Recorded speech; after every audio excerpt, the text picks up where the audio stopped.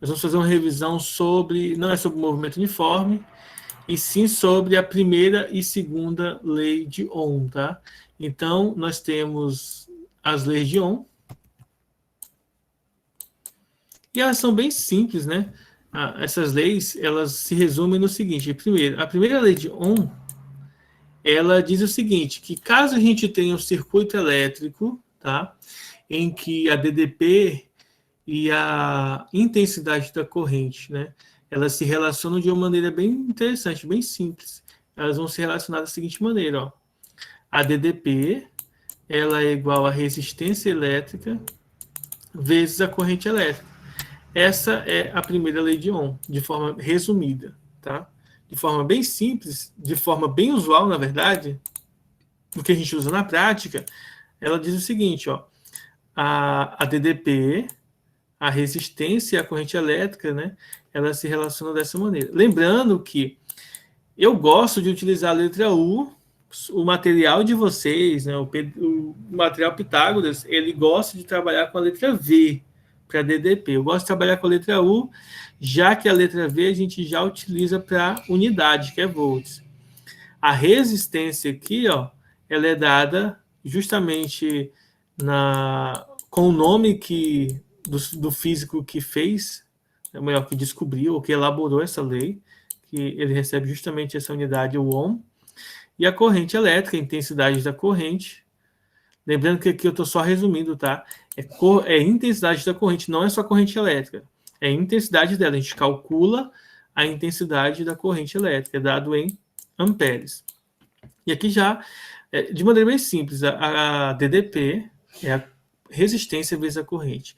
E uma coisa que é útil, muitas vezes, é nós lembrarmos o seguinte, tá? Isso aqui é uma relação matemática, e por ser uma relação matemática, eu posso, por exemplo, calcular a resistência fazendo, ó, o I, que está multiplicando, lá do outro lado, dividindo, ou seja, a resistência é DDP dividido pela corrente, mas a gente também pode calcular, por exemplo, a corrente elétrica fazendo o quê? A corrente é igual a DDP, e aí a resistência passa para o outro lado dividindo. Então, essas três fórmulas são a mesma fórmula, porém elas são escritas de maneiras distintas. E a gente precisa, de certa forma, ficar bem tranquilo em relação a isso aqui, porque a parte difícil do circuito não é nós calcularmos, né, nenhuma dessas três informações. Como vocês viram, provavelmente vocês viram nos vídeos que eu comentei com vocês, que a gente estudou anteriormente, que a parte mais difícil é quando nós temos circuitos com vários resistores. E aí, principalmente quando o circuito está em paralelo, que a gente tem que fazer resistência equivalente, essa é a parte mais chata, então, aí, do cálculo da resistência, porque ele fica bem longo, né, no circuito em paralelo. Então, essa parte aqui ela é bem tranquila, basta a gente lembrar dessa relação. A tensão elétrica, ou DDP, ou diferença de potencial, ela é a resistência vezes a corrente elétrica, e aí eu faço aqui uma substituição matemática, né, passo para o outro lado aqui algumas informações para descobrir a resistência ou a corrente elétrica de maneira bem simples, é só efetuar uma divisão. Bom, aqui vale ressaltar uma coisa que é importante, que é uma coisa simples, né? Na teoria todos vocês já deveriam saber, mas que às vezes não acontece, que é o seguinte, às vezes vai aparecer, por exemplo, ó, 2 miliamperes. Quando tiver assim, ó, 2 miliamperes, a gente tem que lembrar que o mili, ele equivale, tá, a 10 elevado a menos 3. Então, isso é importante de lembrar. E se por acaso aparecer, ó, 2 microampere, eu nem vou colocar 2 microampere aqui, eu vou colocar, por exemplo, volts aqui. Não, vou colocar resistência, depois eu coloco do volts aqui para vocês verem. Aqui, ó, micro ohm não significa que vai aparecer sempre assim, mas pode acontecer, tá? Então aqui, ó, o ohm ele é 10 a menos... O ohm não. O micro é 10 a menos 6. Então, lembrar dessas unidades. Geralmente, na voltagem, na DDP, vai aparecer, por exemplo, o K, que é o mais utilizado. Não significa que não possa aparecer o mili ou micro na voltagem, tá? Pode aparecer sim, sem problema nenhum. Então, 2 kV, isso aqui, o quilo vale 1000, tá? Ou 10 ao cubo. Então, ficar atento aí, porque pode aparecer esses prefixos gregos aqui, esses prefixos físicos que nós utilizamos aí, tá? Seja de origem grega, latina, enfim, eles aparecem para a gente, para nós utilizarmos aí essa notação científica. Então a gente tem que ter cuidado na hora de resolver e lembrar. Eu até comentei com vocês nas nossas aulas presenciais que era interessante, muito importante, que se você não sabe esses valores, que você fizesse, né, uma tabelinha e tentasse decorar eles durante aí o seu ensino médio, principalmente porque esse é o ano que vocês vão prestar o Enem. Se, claro, eu acredito que todos vocês se inscreveram. Se inscreveram? Então, né, para ficar claro aí, então esse é um ano bem importante para vocês em relação a esse ponto, já que vocês vão prestar o Enem até o final do ano. Ou ano que vem, né? Não sei como é que vai funcionar ainda aí a questão do Enem. Por exemplo, a gente poderia dar uma pesquisada aqui na internet, né? Exercícios. Claro, vai ter muito exercício bem simples, né? De, sei lá, primeira lei de Ohm. E aí vai sim. Claro que geralmente esses exercícios que vão aparecer aqui, por exemplo, na Escola Brasil, geralmente são exercícios simples, não são exercícios complexos, tá, de se resolver. Eu nem vou resolver eles aqui, eu vou já mostrar a resolução para vocês aqui, ó. Pois é bem tranquilo a resolução. Ó. Por exemplo, essa aqui. Ó, um resistor de 100 ohms é percorrido por uma corrente elétrica de 20 miliamperes.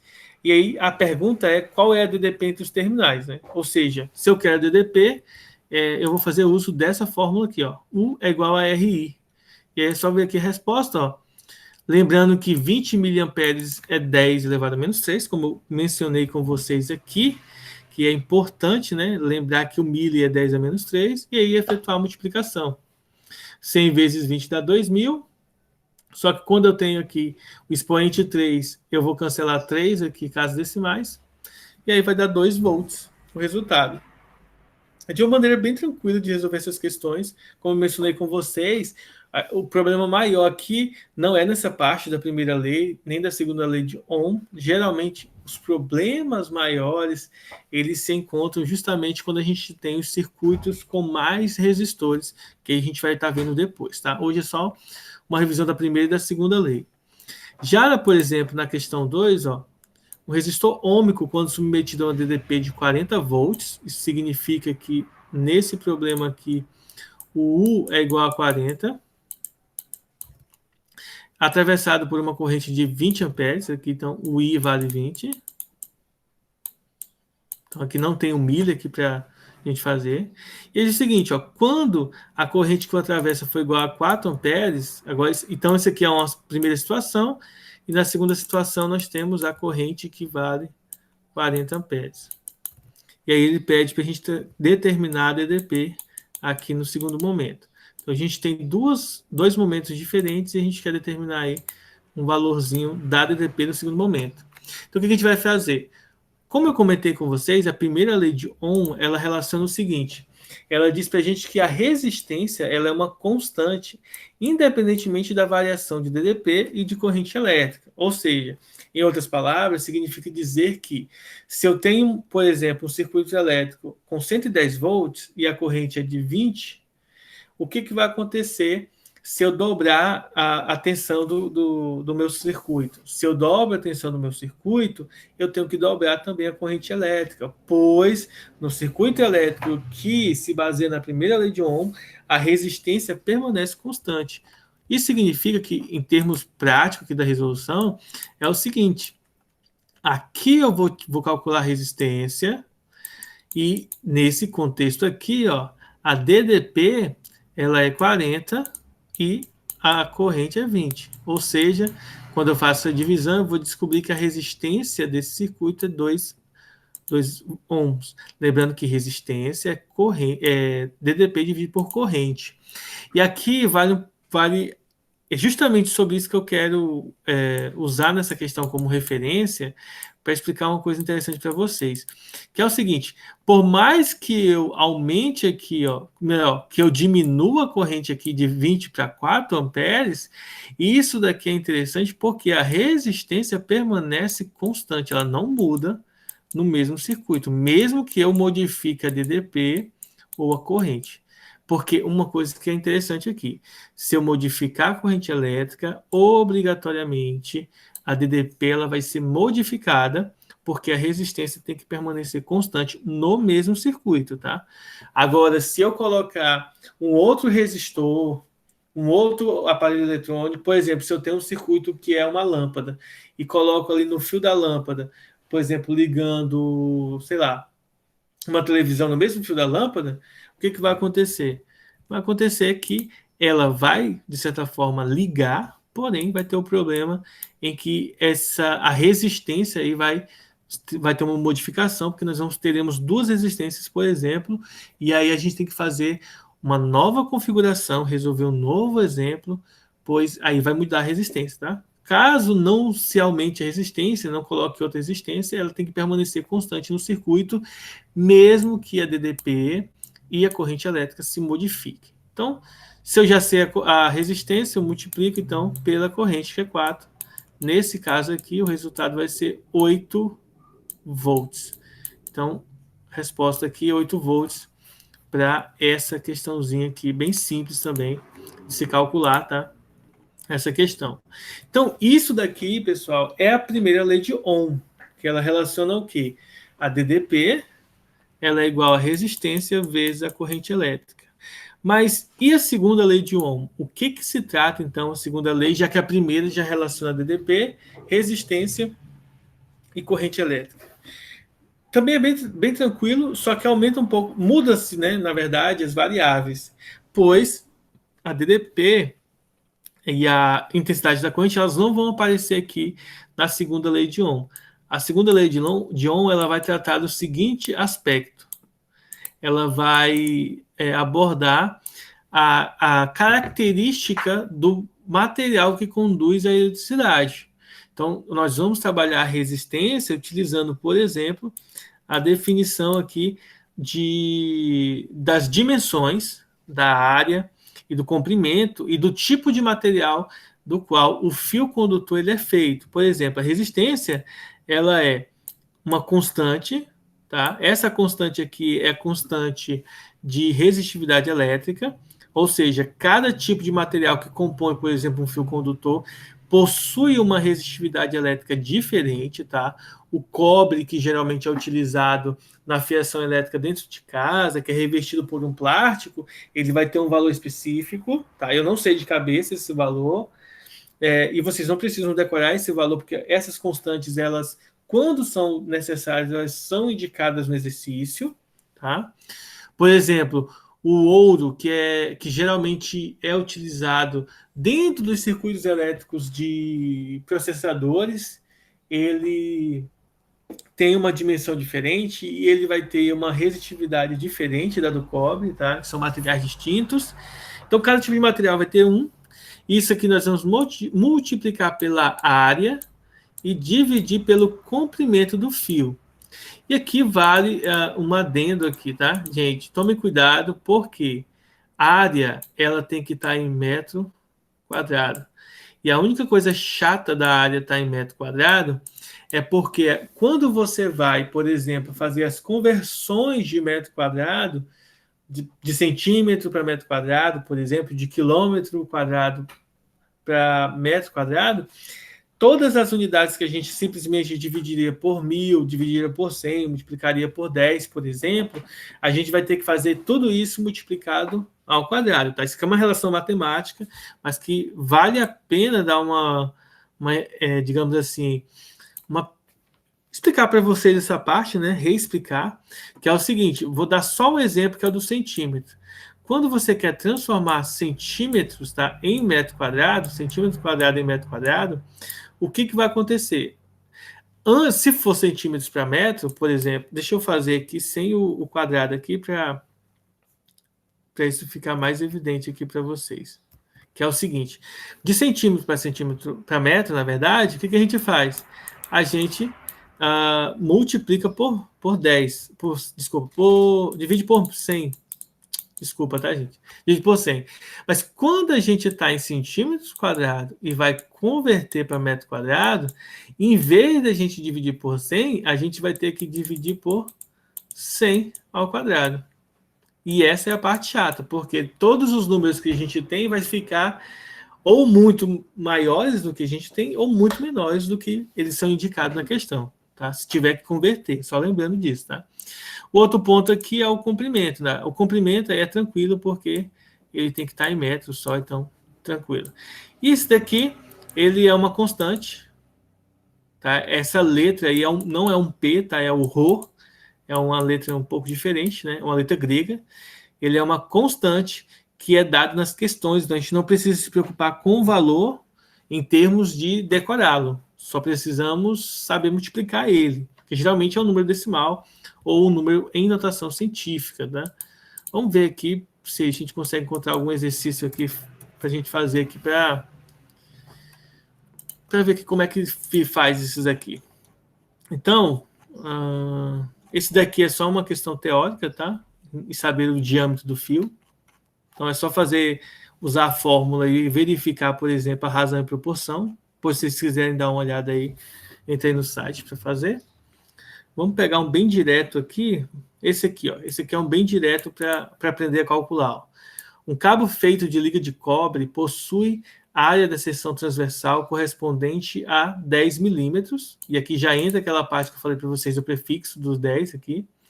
Sabendo que a resistitividade da liga de cobre é 2,1 vezes 10 a menos 2, essa unidade aqui, ela é interessante, eu vou dar uma explicada para vocês sobre ela. Aí ele pede para fazer o seguinte, determinar a resistência para 5 metros desse fio. Bom, aqui vai eu vou fazer passo a passo essa conta aqui para explicar uma questãozinha que nós não vamos precisar usar aqui devido às informações do exercício. Ó. Então, vamos lá. A resistitividade, né, ou a resistência elétrica desse material ele vai ser a constante vezes a área dividido pelo comprimento. Então, se vocês notarem, vai ficar assim. Ó. Essa constante aqui, ela vale o quê? Ela vale 2,1 vezes 10 a menos 2. Menos 2. E aqui eu vou colocar ó, eu vou colocar aqui para vocês a informação do... Quem está mandando mensagem? Não é o contrário? Tô vendo isso, porque senão não vai dar para cancelar aqui. Deixa eu mudar aqui. Comprimento sobre a área. Comprimento sobre a área. Então, só mudando aqui, tá, pessoal? Eu inverti a ordem aqui. E aí vai ficar assim, ó. 2,1 vezes 10 a menos 2 milímetros, 1 milímetros quadrado, tá? Por metro. Então, vou colocar aqui, ó, por metro. Por que eu estou colocando aqui a unidade? Eu vou até colocar aqui uma cor diferente aqui, ó. Por que eu estou colocando a área? Porque na hora da gente fazer o cálculo, vocês vão perceber que às vezes, pode acontecer de a gente ter sorte, como esse exemplo aqui, que talvez não seja sorte, seja colocar aí porque ele fica mais fácil assim. Mas aí, vocês vão perceber o que vai acontecer com as informações. Ó. E a área aqui embaixo, 10 milímetros quadrados. Só substituir os valores. Bom, se a gente der sorte, né, se vocês tiverem sorte na hora de fazerem, né, alguma atividade, algum exercício ou a prova do Enem que vai ter isso daqui, fiquem atentos a esse detalhe. Ó. Geralmente a gente precisa converter, como eu mencionei com vocês aqui, converter, tá? Que é L e aqui é A. A gente geralmente precisa converter essas unidades aqui, então é importante a gente ter esse cuidado. Mas se por acaso, nas informações que trazem aqui, ó, por exemplo, a unidade referente a constante da resistividade elétrica, se ela já incluir aqui o milímetro quadrado, como está aqui, ó, isso aqui é bom, porque você pode simplesmente ignorar as unidades, ó, porque aí você vai cancelar elas usando. É claro que na prática a gente não faz isso, mas é como se nós cancelássemos matematicamente aí essas unidades, como eu cancelei aqui, ó, milímetro quadrado com milímetro quadrado. Lembrando que é porque tem um em cima e outro embaixo, e está multiplicando. Se estiver somando, não pode cortar. Se tivesse ambos embaixo, não pode cortar. Metro corta com metro aqui, simplesmente porque estão aí embaixo ou em cima. E disto daqui, nós podemos concluir que a nossa continha vai ficar 2,1 vezes 10 a menos 2 vezes 5 dividido por 10. E isso aqui tudo, ó, a única unidade que vai sobrar aqui é o ohm, que é justamente a unidade da resistência. E aí é só fazer o cálculo, a multiplicação desse valorzinho aqui, ó. Então, se nós fizermos o cálculo, vai ficar 2,1 vezes 5, que vai dar isso aqui, dividido por 10, então vai dar 1,05 vezes 10 a menos 2. Deixa eu corrigir esse negocinho aqui. Vezes 10 a menos 2 ohm. Então, fazendo o cálculo aí, teoricamente, está aqui o valorzinho. E aí nós temos 10 a menos 2. E aí, assim, o único cuidado que eu quero que vocês tenham nessa questão é sempre de observar isso, a unidade. Então, se, por exemplo, uma delas não estiver no mesmo formato que a outra, e aí precisa fazer as conversões, tá? Caso não esteja no mesmo formato. Se estiver no mesmo formato, então tá tranquilo, e aí não dá problema algum. Uma outra coisa que eu acho que é importante, de forma que pode aparecer aqui, que é interessante da gente conversar, né, de eu falar isso para vocês, é o seguinte, pessoal, pode acontecer de, por exemplo, numa questão, aparecer assim, ó, milímetros quadrados, tá? Por milímetros. E aqui, por exemplo, o ohm, multiplicando aqui, nessa parte aqui, ó, nessa partezinha aqui, ó, pode aparecer assim, milímetros quadrados por milímetro. Aqui vale ressaltar o seguinte, ó, nós não podemos, tá? Não pode fazer esse corte aqui, ó. Não podemos fazer esse corte aqui. Deixa eu mudar a cor aqui para... Eu não posso cortar isso com isso, tá? Isso não pode acontecer, porque isso aqui está ao quadrado. Lembre-se que milímetros ao quadrado, quando a gente converte para milímetros, para metros, desculpa, quadrado, o milímetro é a gente dividir por 1000. Então, na verdade, a gente vai estar dividindo por 1000 ao quadrado, já que nós estamos na dimensão 2, tá? Na dimensão de base vezes altura, na dimensão quadrada. Então, eu não posso cortar esse com esse, pois esse aqui divide por 1000, esse aqui divide por 1000 ao quadrado na conversão. Então, apesar de serem simbolicamente a mesma coisa, na prática eles representam números totalmente diferentes, tá? Então, não pode fazer o corte aí, a simplificação. Bom, então essa é a revisão de hoje, tá? Desculpem aí por ter invertido a fórmula da resistência. E se alguém tiver alguma dúvida, só perguntar aí.